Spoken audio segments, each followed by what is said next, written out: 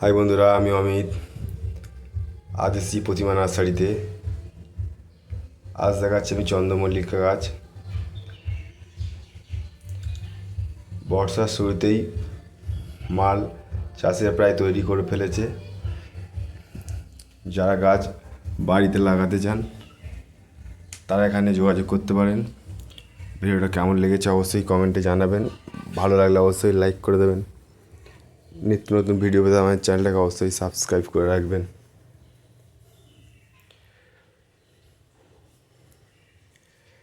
গাছে প্রচুর পরিমাণে ফুল হয়ে আছে, এখানে দেখতেই পাচ্ছেন।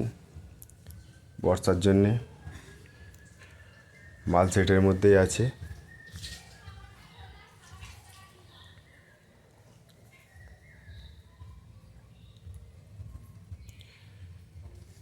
আমাদের যদি ভিডিওটা ভালো লেগে থাকে অবশ্যই শেয়ার করে দেবেন।